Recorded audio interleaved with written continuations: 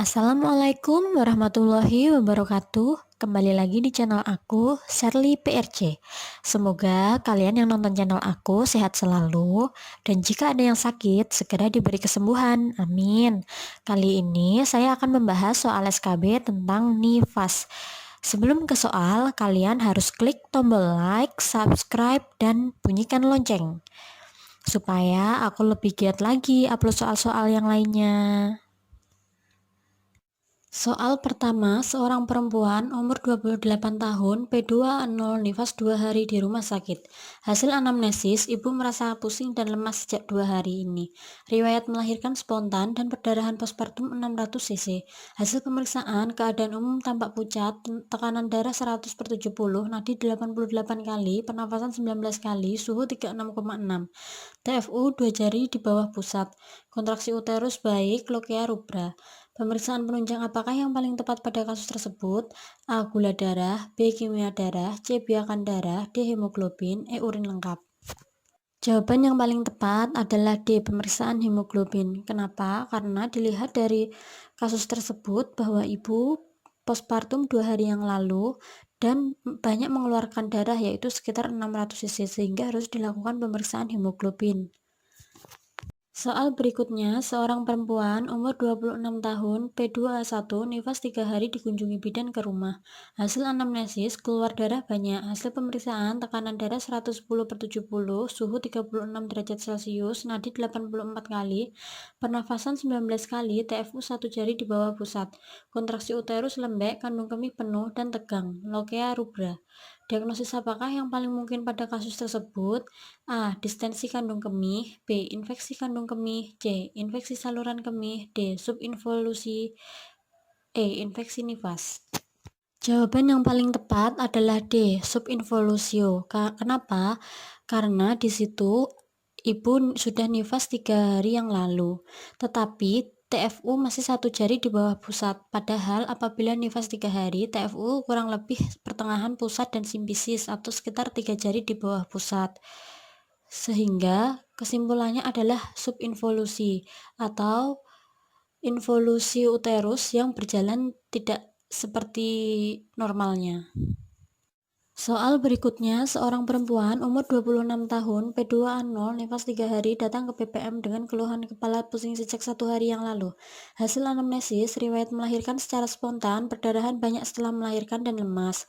Hasil pemeriksaan, tekanan darah 90/60, nadi 92 kali, pernafasan 20 kali, suhu 36,2, TFU 2 jari di bawah pusat, kontraksi uterus baik, lokea rubra, Hb 10 gram. Diagnosis apakah yang paling mungkin pada kasus tersebut?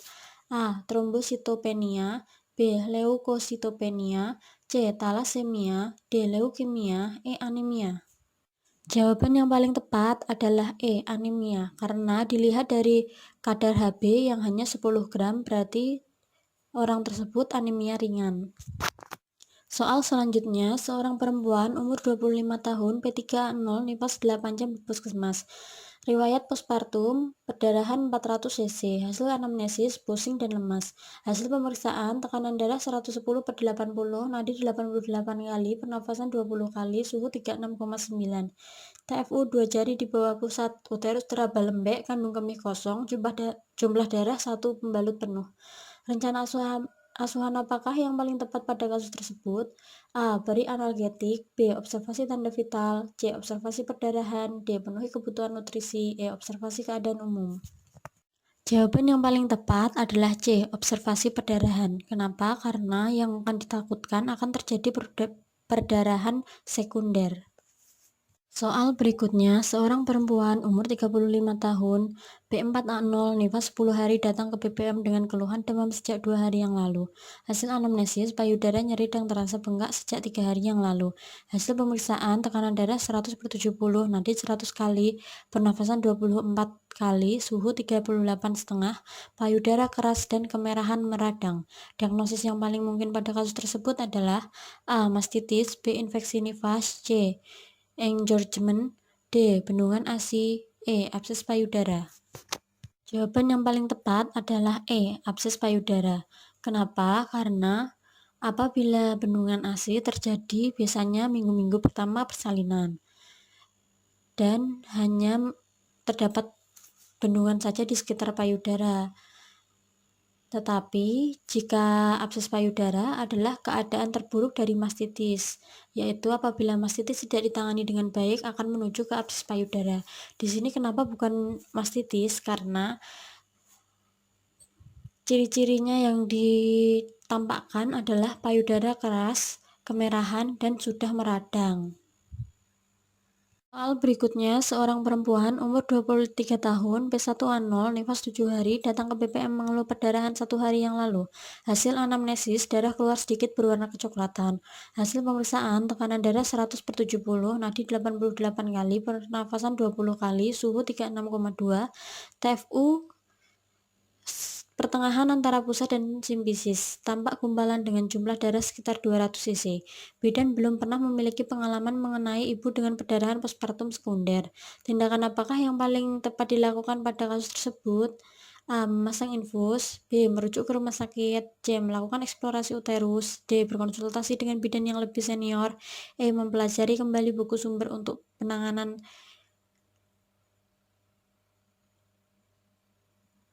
Jawaban yang paling tepat adalah B. Merujuk ke rumah sakit. Soal berikutnya, seorang perempuan umur 27 tahun, P1A0, nifas 14 hari, datang ke BPM dibawa keluarganya karena kejang. Hasil anamnesis, persalinan ditolong dukun, tidak ada riwayat kejang sebelumnya. Hasil pemeriksaan, tekanan darah 120/70, nadi 80 kali, pernapasan 20 kali, suhu 37,8, mulut mencucut, punggung melengkung, perut keras, TFU tidak teraba. Diagnosis apakah yang paling mungkin pada kasus tersebut? A. Eklamsi, B. Epilepsi, C. Tetanus, D. Shock septik, E. Meningitis. Jawaban yang paling tepat adalah C. Tetanus. Kenapa? Karena di situ disebutkan ciri-ciri mulut mencucut, punggung melengkung, perut keras merupakan ciri-ciri dari tetanus. Soal berikutnya, seorang perempuan umur 25 tahun, P2A0, melahirkan 2 bulan yang lalu, datang ke BPM dengan keluhan keputihan. Hasil anamnesis, gatal-gatal di sekitar area genitalia, belum haid dan menyusui eksklusif. Sudah senggama sejak nifas 40 hari. Hasil pemeriksaan, tekanan darah 120/70, nadi 78 kali, pernafasan 22 kali, keputihan berwarna kuning kehijauan. Penyebab apakah yang paling mungkin pada kasus tersebut? A. Trichomoniasis, B. Candidiasis, C. Chlamydia, D. Gonore, E. Sifilis. Jawaban yang paling tepat adalah A. Trichomoniasis. Soal selanjutnya, seorang perempuan umur 25 tahun, P1A0, nifas 2 minggu, datang ke puskesmas dengan keluhan demam. Hasil anamnesis, sakit kepala, nyeri otot, dan kurang nafsu makan.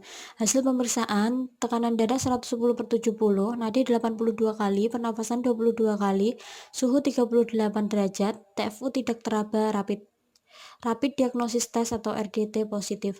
Masalah apakah yang paling mungkin pada kasus tersebut? A. Malaria, B. Tifoid, C. Dengue, D. Mastitis, E. Influenza. Jawaban yang paling tepat adalah A. Malaria. Jika demam tifoid biasanya dicek melalui Widal. Apabila demam dengue atau demam berdarah biasanya dicek dengan tes NS1.